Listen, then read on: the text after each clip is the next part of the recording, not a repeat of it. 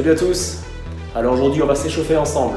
C'est une partie de l'entraînement qui est trop souvent négligée, quelle que soit la pratique sportive. Donc on va essayer de structurer un échauffement correctement pour qu'on soit le mieux préparé à l'exercice physique.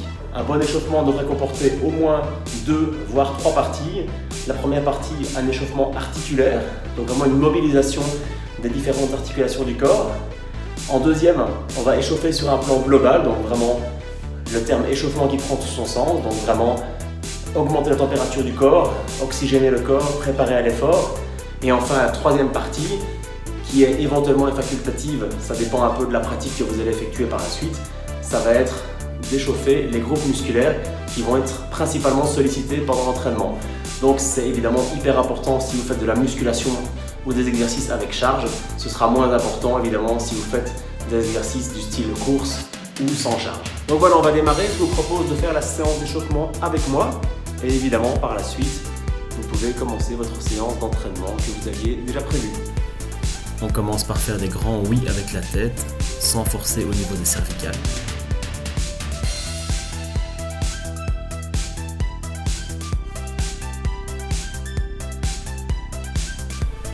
Et puis de la même manière, on va tourner la tête à gauche et à droite en formant des grands nœuds. Même principe, on ne force pas.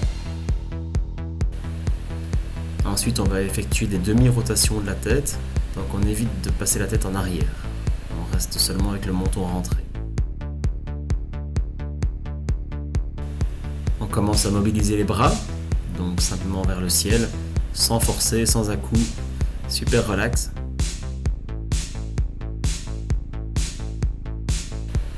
Et même principe pour l'ouverture sur le côté, pour réchauffer la poitrine, les épaules et les omoplates.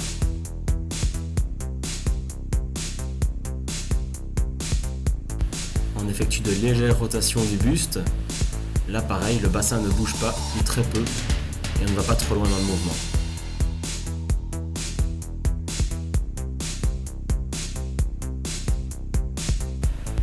On effectue des rotations de bras les plus amples possibles, relax, dans les deux sens et avec les deux bras.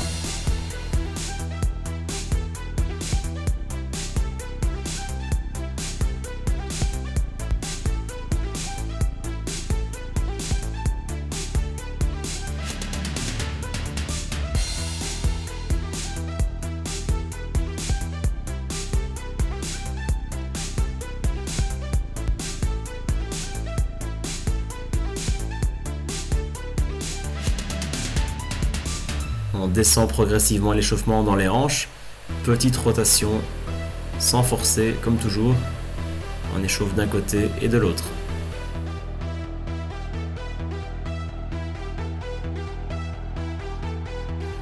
Quelques levées de genoux, d'abord devant vous, et par la suite en rotation, pour bien échauffer les hanches et le bassin.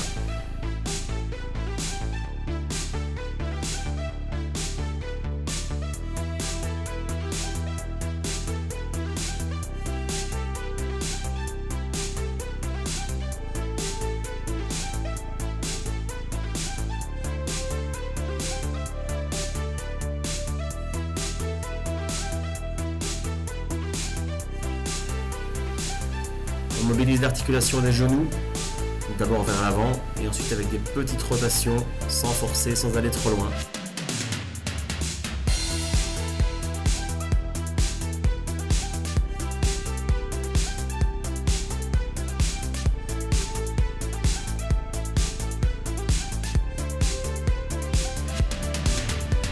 Et enfin, on termine notre échauffement articulaire par les chevilles, l'une et puis l'autre dans les deux sens, à votre rythme.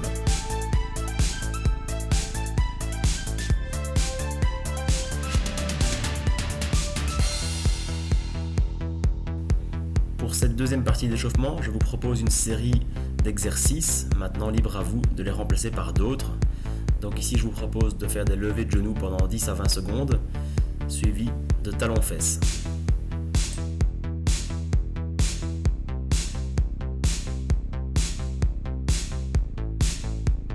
Ensuite, une petite séance de sprint pour bien échauffer à fond et terminer par des jumping jacks pour pour mobiliser également le haut du corps dans votre échauffement global.